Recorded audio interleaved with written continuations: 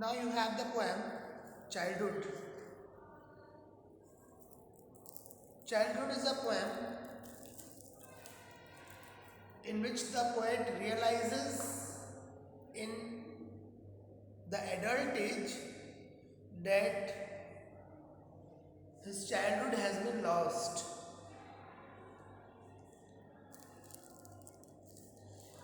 Where did my childhood go? Was it the day I ceased to be 11? Was it the time I realized that hell and heaven could not be found in geography and therefore could not be vast at the day?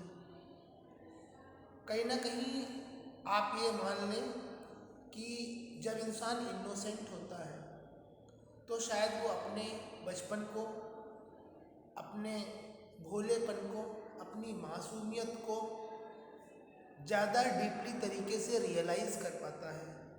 लेकिन जैसे जैसे वो mature होता है, दुनिया के बारे में समझता है, अपने भीतर की बात को, अपनी गंभीरता को, अपने मन की बात को वो ढंग से एक्सप्रेस करता है, वो उस पर आत्मचिंतन करता है, वो उतना ही ज़्यादा परेशान रहने लगता है। जैसे जैसे वो इस दुनिया को परखता जाता है और समझता जाता है, वो ये मानने लगता है कि वो परेशान है।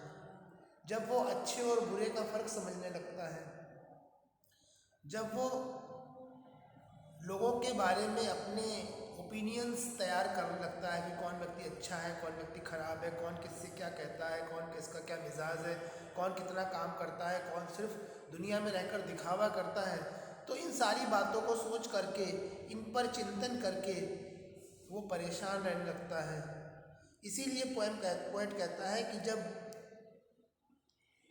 वो 11 साल का हुआ, 11 साल उसने पूरे करे उम्र के, यानी कहने का मतलब 11-12 साल का जो बच्चा होता है वो थोड़ा सा समझदार हो जाता है, उसकी एडोलेसेंस की एज शुरू हो चुकी होती है, और एडोलेसेंस की एज शुरू होने पर वो बच्चा ये मानने लगता है कि आज उसके पापा ने उससे क्या कहा, मदर ने क्या कहा, फ्रेंड ने क्या कहा, बहन ने क्या कहा, पड़ोसियों ने क्या कहा, और उनके बारे में वो अपना कुछ ना कुछ ओपिनियन बनाने लगता है। कौन व्यक्ति कैसा है, उसका ओपिनियन गलत हो सही हो, उसकी जो भी प्रेजुडिसेस हो वो तो अलग मैटर है, लेकिन फिर उसे लगने लगता है कि वो परेशान है। उसको लगने लगता है हेल और हेवन में फ़र्क है, हेल और हेल अलग है, हेवन अलग है। वो अच्छाई को हेवन और ख़राब चीज़ों को हेल, या ख़राब स्थितियों को, परिस्थितियों को हेल मानने लगता है। तो तभी से उसकी दिक्कतें शुरू होती हैं और उसे लगता है कि उसका बालपन, उसका जो एक मासूमियत है वो ख़त्म हो गई। जो चाइल्डहुड था, उसका जो बचपन में अब तक वो महसूस किया करता था, वो कहीं विलुप्त हो गया, कहीं गायब हो गया। तभी वो कहता है where did my childhood go. उसको नहीं पता उसका बचपन कहाँ गया। शायद जब वो 11 वर्ष का था, उसे दुनिया के बारे में थोड़ा थोड़ा समझना सीख लिया, तब उसका बचपन दूर हो गया। उसको समझ क्या वही समय था जब उसने महसूस किया कि अच्छाई और बुराई में क्या अंतर है, स्वर्ग और नरक में क्या फ़र्क है, मतलब हेल और हेवन का क्या अंतर है, तभी उसका बचपन चला गया। और ये ऐसी बात है जिसको वो अपनी कह सकते हैं कि जो एक्सपीरियंस है, तजुर्बे हैं, उनके थ्रू सीखता है, ना कि वो किसी किताब में मिल जाएगा, लिखा लिखाया मिल जाएगा, उसको पढ़ लेगा और जान लेगा। तो ये किसी ज्योग्राफी बुक में नहीं मिलेगा कि कहाँ पर हेल है और कहाँ पर हेवन है, मतलब क्या अच्छाई है क्या बुराई है। ये इंसान को उसके तजुर्बे, उसका समय सिखाएगा। वक्त इंसान को बदल देता है, उसको बहुत कुछ सिखा देता है। बहुत कुछ चीज़ें इंसान अपनी रोज़मर्रा की ज़िंदगी में सीखता है जिनको वो किताबी बातों से नहीं सीख सकता है। यही फ़र्क होता है फॉर्मल स्टडीज़ का और इनफॉर्मल स्टडीज़ का। फॉर्मल स्टडीज़ आपको किताबों से मिलती है, इसको आप औपचारिक शिक्षा कहते हैं। लेकिन जो अनौपचारिक शिक्षा है, जो आप इस समाज में रह करके, दुनिया में रह करके अपने घर के लोगों से सीखते हैं, बाहर के लोगों से सीखते हैं, वही आपकी अनौपचारिक शिक्षा है। वही आपका जीवन का अनुभव है, जीवन का दर्शन है, जिसको आप भविष्य में अपने लिए और दूसरों के लिए इस्तेमाल करते हैं, अपने आने वाली पीढ़ी को बताते हैं और सिखाते हैं। तो वो किसी ज्योग्राफी की बुक में, ज्योग्राफी की बुक का मतलब यहाँ कोई भी ऐसी किताब से है जिसको आप किताब कह सकें या किताबी ज्ञान कह सकें। तो किताबी ज्ञान के जरिए वो इसको नहीं सीख सकता, वो इसको आने वाले समय में हालात का सामना करते हुए सीख सकता है। उसने ऐसे ही सीखा है। And therefore could not be vast at the day, और वो कहता है क्या वो दिन नहीं था जब उसको पता चल गया था कि यही उसका बचपन था। Where when did my childhood go, कब चला गया उसे नहीं मालूम। Was it the time I realise the adults were not, शायद तब चला गया जब उसको महसूस हुआ कि उसके ऊपर से उसके बड़ों का साया उठ चुका है।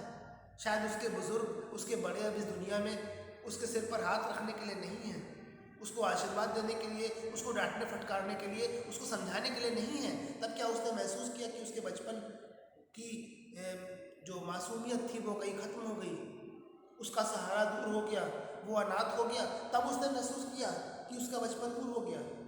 All that seem to be, शायद वो वही सारी बातें सोच रहा था। They talked of love and preached of love, उसके जो बड़े बुजुर्ग थे, उसके जो एल्डर्स थे, उसको प्रेम की बातें सिखाते थे, प्रेम का प्रचार करते थे, उस पर उपदेश उनको दिया करते थे। But did not act so lovingly, they talked of love and preached of love but did not act so lovingly was it the day। लेकिन जैसे जैसे वो बड़ा होने लगा उनका स्वभाव थोड़ा थोड़ा बदलने लगा। आगे चलकर जब वो एडल्ट हो गया तो शायद उसके बड़े उससे उतना प्रेम से नहीं बोलते थे जितना बचपन में बोलते थे। बचपन में जो माँ बाप जितना प्रेम जिस तरह से दिखाते हैं और बड़े होने पर जो दिखाते हैं, दोनों में फ़र्क नज़र आता है किसी भी इंसान को, और वो फ़र्क स्वाभाविक भी है और होना भी चाहिए।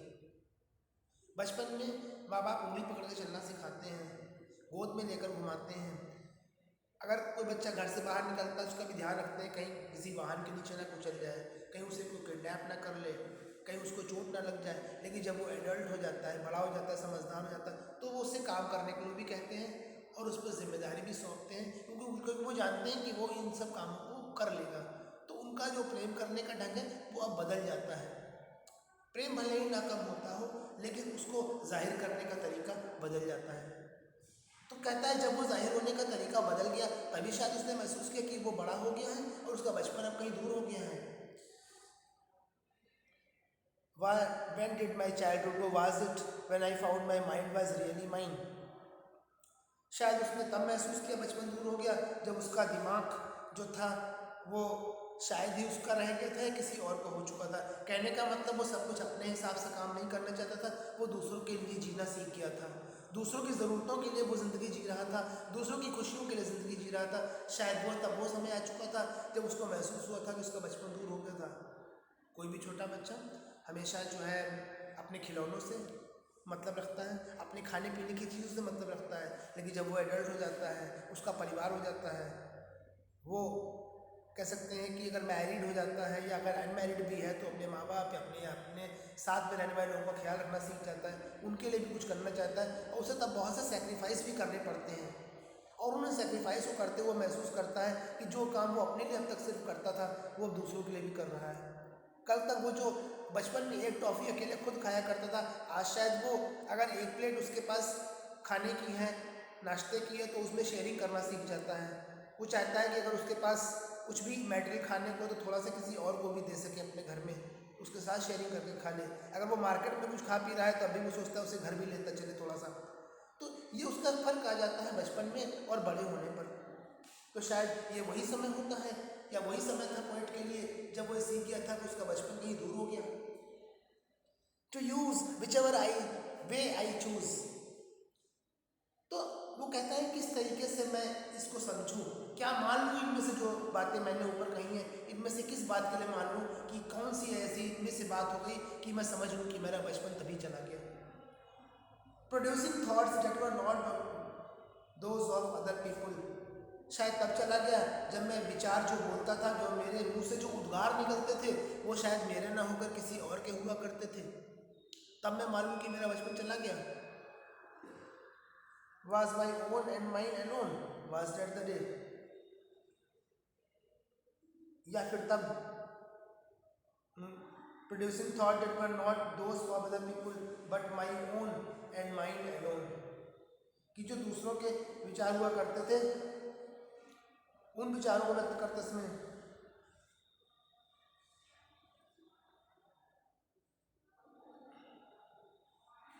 मैं मान लूँ कि मेरा बचपन चला गया।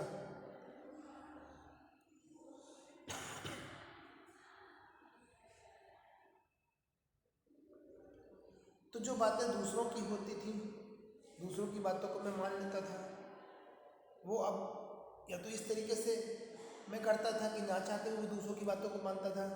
और कई बार ऐसा होता था कि जब मैं जो अब तक कहता था वो सिर्फ मेरी ही बात होती थी, या जो दूसरे मुझे सिखा देते थे मैं उसको वैसा उस तरह से मान लिया करता था।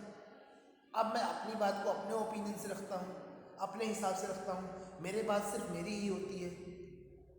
तब मैं मालूम कि मेरा बचपन चला गया। कहने का मतलब बचपन में बच्चे को जो सिखाया जाता है बच्चा उसी बात को मानता है, उसी बात का अनुसरण करता है।